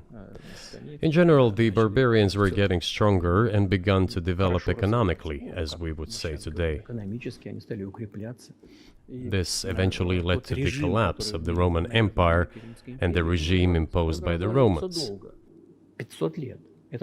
However, it took 5 centuries for the Roman Empire to fall apart. The difference with what is happening now is that all the processes of change are happening at a much faster pace than in Roman times. So when does the AI empire start, do you think?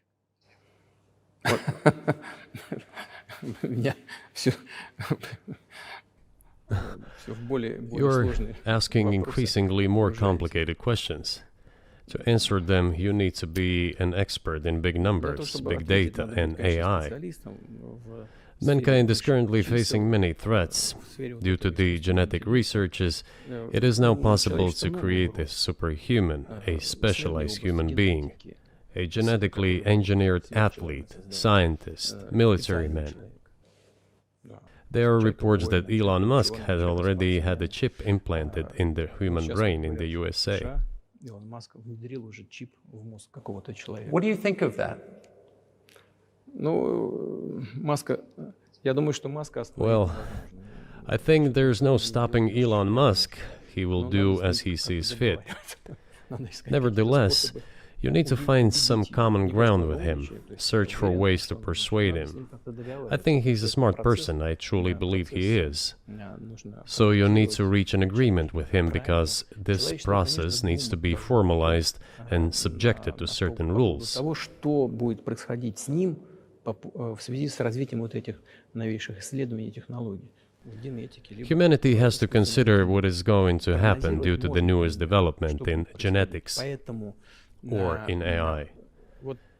One can make an approximate prediction of what will happen. Угрозу своему существованию от ядерного оружия все начали Once mankind felt an existential threat coming from nuclear weapons, all nuclear nations began to come to terms with one another since they realized the negligent use of nuclear weaponry could drive humanity to extinction.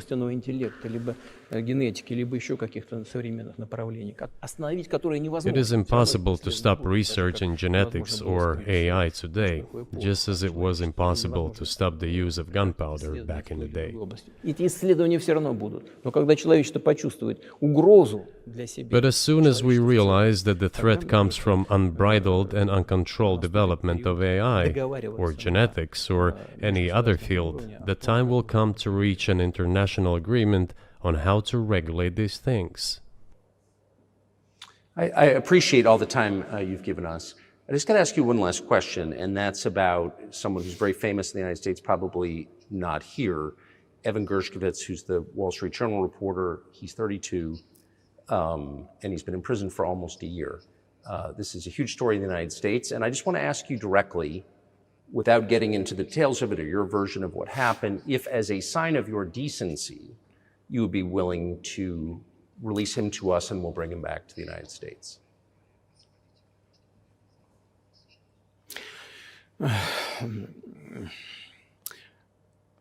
Мы столько сделали жестов доброй воли, что, мне кажется, мы исчерпали все лимиты. We have done so many gestures of goodwill out of decency that I think we have run out of them. Ни разу не ответил.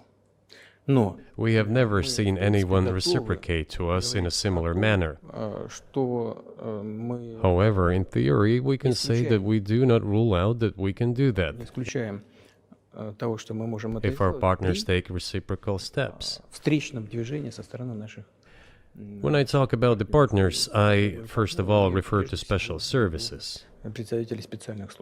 Special services are in contact with one another. They are talking about the matter in question. There is no taboo to settle this issue. We are willing to solve it. But there are certain terms being discussed via special services channels. I believe an agreement can be reached.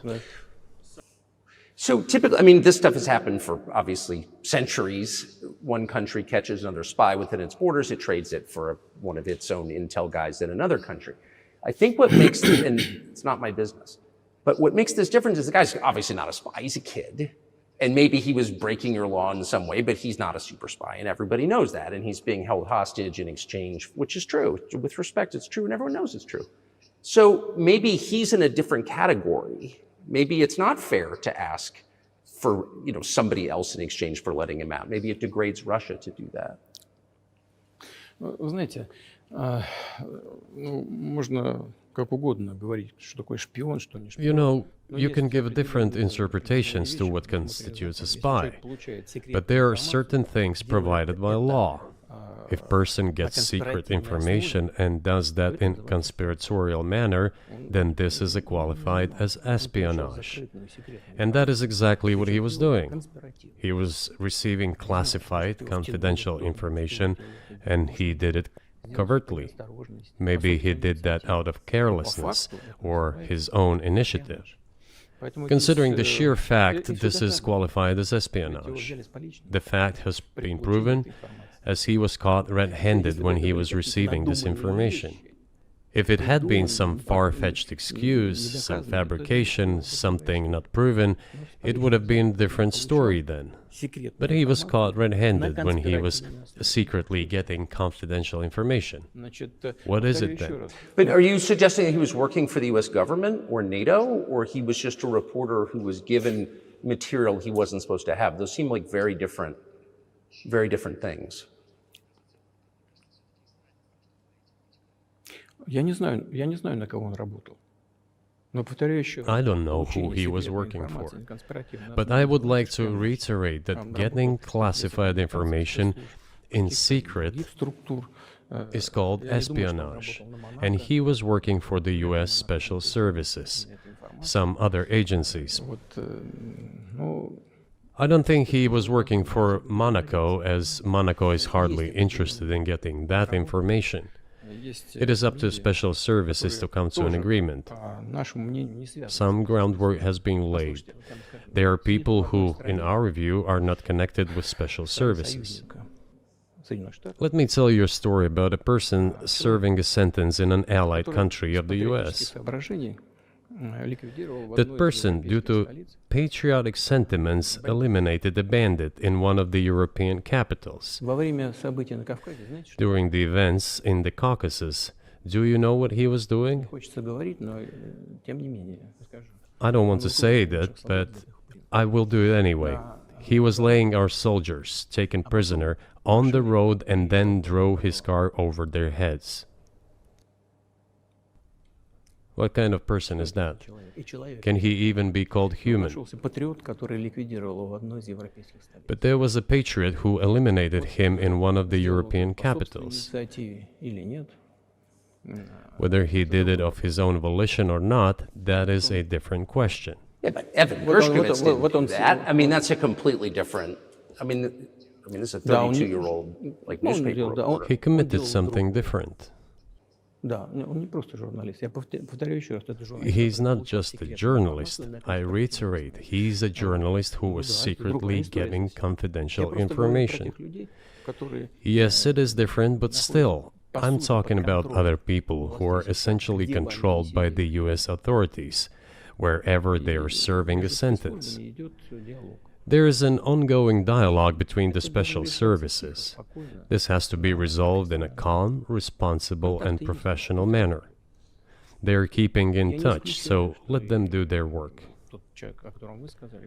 I do not rule out that the person you refer to, Mr. Gershkovich, may return to his motherland. By the end of the day, it does not make any sense to keep him in prison in Russia. We want the US Special Services to think about how they can contribute to achieving the goals our special services are pursuing. We are ready to talk. Moreover, the talks are underway. And there have been many successful examples of these talks crowned with success. Probably this is going to be crowned with success as well. But we have to come to an agreement. I hope you let him out. Mr. President, thank you.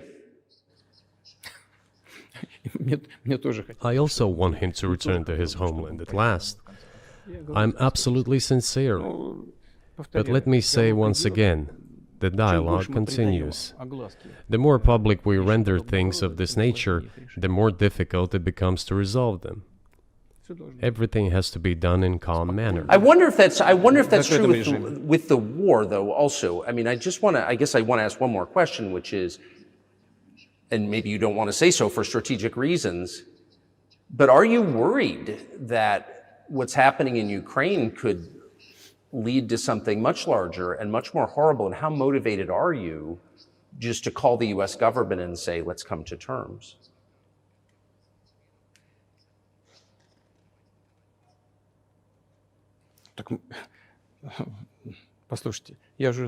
I already said that we did not refuse to talk. We are willing to negotiate. It is the Western side, and Ukraine is obviously a satellite state of the US. It is evident. I do not want you to take it as if I'm looking for a strong word or an insult, but we both understand what is happening. The financial support, $72 billion was provided. Germany ranks second, then other European countries come. Dozens of billions of US dollars are going to Ukraine.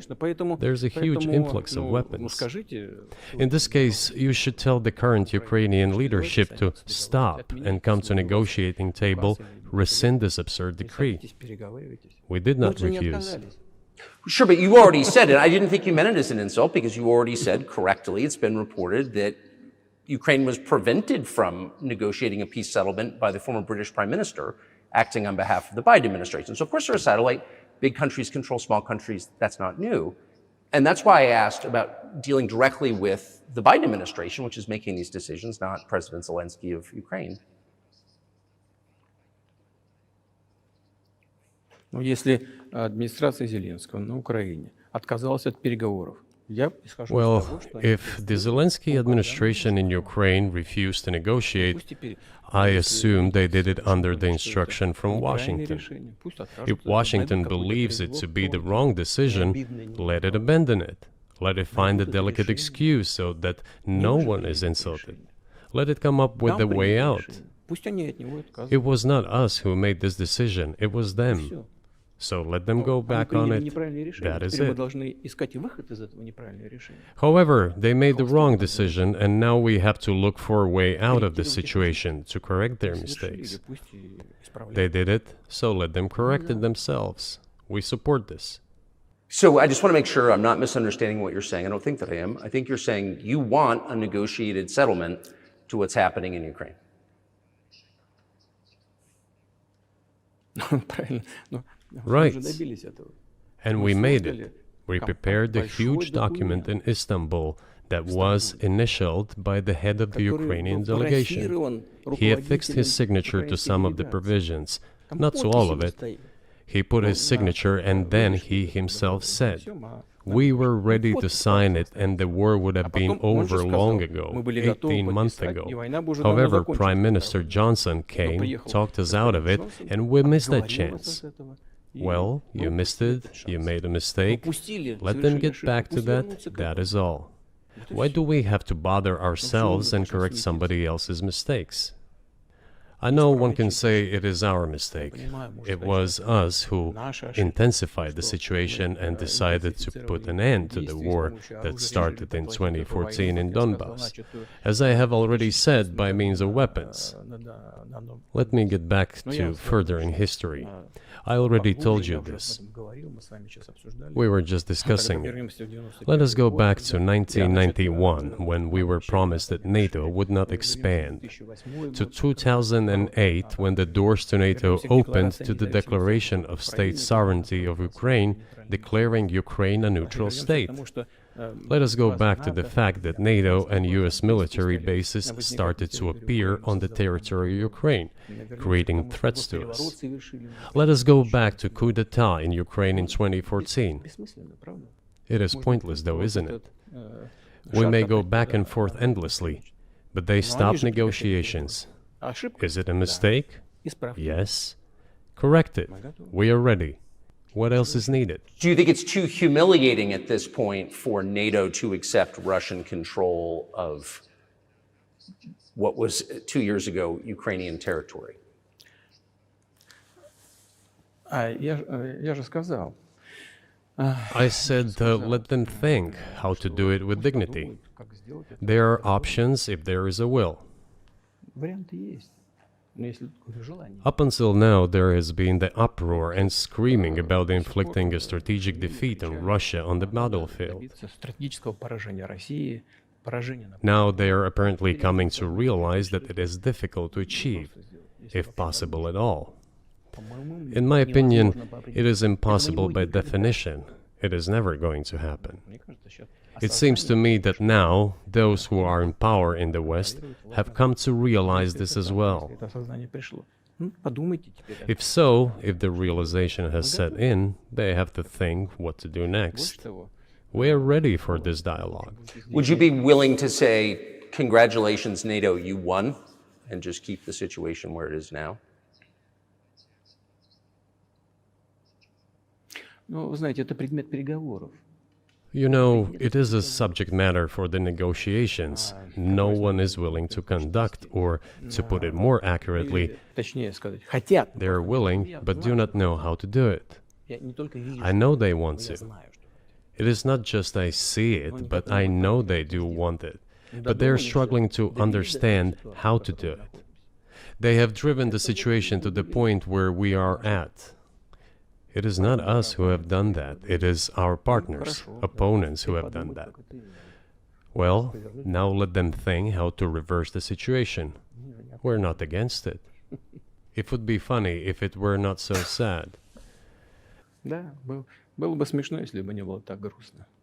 This endless mobilization in Ukraine, the hysteria, the domestic problems, sooner or later it will result in agreement. Истерика, там, внутренние проблемы. You know, this probably sounds strange given the current situation, Все равно мы договоримся. И but the relations between the two peoples will be может, даже rebuilt странно в anyway. сегодняшней ситуации прозвучит. It will take a lot of time, but they will heal. Между народами восстановится. Потребуется много времени. I'll give you very unusual examples. Совсем приведу вам необычный пример. There is a combat encounter on the battlefield. Here's a specific example. Ukrainian soldiers got encircled. This is an example from real life. Our soldiers were shouting to them, "There is no chance. Surrender yourselves. Come out and you will be alive." Наши солдаты им кричат. Suddenly, the Ukrainian soldiers were screaming from there in Russian, perfect Russian, saying, Вдруг оттуда "Russians, do not surrender." на хорошем русском And all of them и perished. не сдаются. They still identified themselves as Russian. Они до сих пор русскими себя ощущают. В этом смысле то, что What is happening is, to a certain extent, an element of a civil war. Everyone in the West thinks that the Russian people have been split by hostilities forever. растащили No, одну they часть will be другую. reunited. Нет, The unity is still there. воссоединение произойдет. Оно никуда и не делось. Why are the Ukrainian authorities dismantling the Ukrainian Orthodox Church? Растаскивают русскую православную церковь. Because it brings together not only the territory, Объединяет не территорию. it brings together our souls. И No никому one will be не able to удастся separate the soul. разделить.